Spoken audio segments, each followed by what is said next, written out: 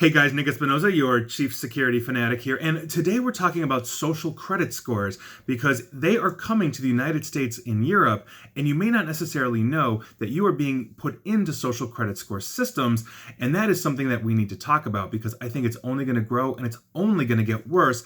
And before we actually talk about what's going on here and in Europe, we need to actually talk about China, where this is essentially being pioneered and has been since 2014. Now, a lot of my reporting is coming from Fast Company, who I think wrote just a wonderful article on this, but consider this for a second. So China has basically had this since 2014, like I said.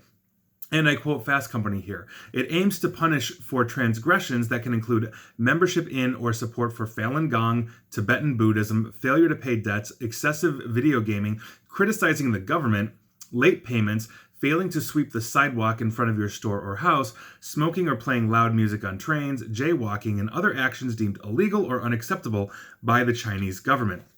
It can also reward points to you for things like charitable donations or even taking your parents to the doctor if they're elderly. Now, punishments in China can be harsh. This could be bans on leaving the country or using public transportation. How are you going to get to work? Checking into hotels, hiring for high visibility jobs, or acceptance of children into private schools. This can also have social stigmatism attached to as well, because everybody knows if you are not meeting the social credit standard that the Chinese government requires. This is coming to the United States and Europe, and we don't necessarily see it coming because it's coming by way of corporations. And let me dive into this because I think that these are actually very telling, but I think they're also very telling for where the future of this could go. And with that, let's start with insurance. Now, we know that obviously the European Union, Canada, Australia has a different insurance system than the United States. But this is what's going on in the United States right now. The New York State Department of Financial Services announced earlier this year that life insurance companies can base premiums on what they find in your social media posts. Now, and I have a quote here from Fast Company, which I absolutely love, that Instagram pic showing you teasing a grizzly bear at Yellowstone with a martini in one hand, a bucket of cheese fries in the other, and a cigarette in your mouth could cost you. On the other hand, a Facebook post showing you doing yoga might save you money. So basically what they're saying is if the insurance company is seeing you, let's say, having an unhealthy lifestyle, poking the bear, if you will, you could go up. They're going to cost you more because, quite frankly, you might have a heart attack sooner than the person that's doing yoga and posting those, and that yoga person's going to go premium down. Their premium's going to go down. They're also using this to validate claims. So let's say you filled out your insurance forms, and they ask you if you do any high risk activities, in your life, and you say no, but your Facebook pictures show you rock climbing and jumping out of airplanes. The insurance company can either claim fraud or they can just raise your rates because obviously you're more of a risk if you're jumping out of an airplane compared to the person that never would do that. So I think that's rather interesting.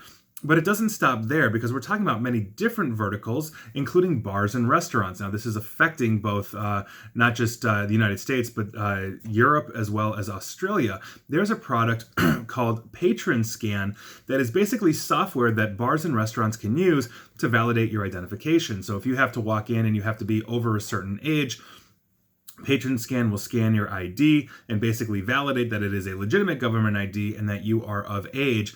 But what they're also doing is tagging that ID with your name and putting it into Patron Scan's database that they are then sharing with every bar and restaurant that uses Patron Scan. And so let's say you have been banned from one bar for whatever reason, you can now be banned from all bars and restaurants that use Patron Scan because as soon as you walk into another one that uses it, they're going to alert to say that you are, let's say, unacceptable, high risk, shouldn't be in here, whatever it is.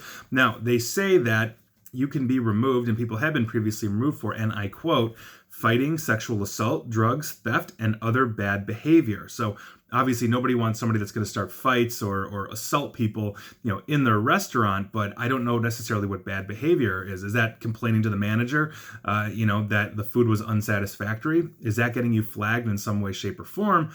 But here we are. You could literally go to a bar in the United States, fly over to England, go to a pub there, and if they're using Patron Scan, you may not be allowed access into that. Now, they offer a way to remediate this, but it is purely at Patron Scan's discretion. Moving on, Airbnb is doing something similar as well. If you stayed in Airbnb, the owner of the property that you stayed on can contact Airbnb and basically complain about you. And depending on what that person complains about, they can have you banned. And they say that decision is irreversible. Airbnb does. Uber is the same way. Obviously, drivers are rating you. If you are not familiar, you rate the driver rates you. If you have a below average customer rating by drivers, then Uber can ban you as well. WhatsApp is the same way. If you attempt to reverse engineer WhatsApp or hack into it or do anything malicious that WhatsApp considers bad, they can ban you for life. That is a little less serious in the United States, but it is massively serious around the world, where WhatsApp is one of the major communication platforms on the planet. And so with all of this as the backdrop, where does this leave us? Obviously, corporations have the ability to basically police themselves. I, as a business owner, have the right to refuse service or to work with anybody. You could be a jerk, or maybe I'm just busy that day, and I can turn down your services or refuse to work with you, in the same way that a bar does not have to allow you entry, or your insurance company can reject you, or Airbnb can say no. These are private companies. But what happens when they start consolidating this? What happens when all of these companies that are, for the most part, Silicon Valley based, come together and say, we're going to build a consortium basically to police ourselves, to police our apps? And so now PatronScan is connected to insurance companies, which is connected to Uber and Facebook and everything else. And let's say you have one bad experience somewhere, that could potentially affect your ranking everywhere. And I think that's a very serious problem, not to mention the fact that as governments continue to ramp up surveillance, they are always looking at better ways to basically monitor as well as communicate. That it could be very possible that the next evolution of this is a centralization of the social score within Silicon Valley that they can then package and sell to governments across the globe to say, hey, you want to understand who your worst offenders are. You want to possibly pick out, the people that may commit crimes before they commit them. Why don't you come do this? Why don't you come get our social score? And now you can see everything ahead of time. Maybe we'll stop shooters. Maybe we'll stop burglars. Maybe we're just going to raise taxes on jerks. Whatever that is, I think that is one of the real possible likelihoods of what we are seeing here, because as we develop these competing systems and standards, it only makes sense that we're going to integrate them and uniform them in the same way that many driverless cars are being built by many different companies, and they're running on similar technology. But at some point, there's going to be a standardization that is going to be required at a very deep level in order to properly have driverless cars across the road. I think that's inevitable. I've actually written on that. So that's something I think that everybody should consider, because social scores basically are here and you're already being judged by them. And I'm curious to see what this is going to do with the future. So please feel free to disagree if you like, but I think that's where we're going.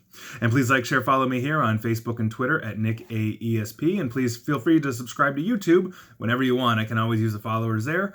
And as always, stay safe and stay online. Thanks, guys.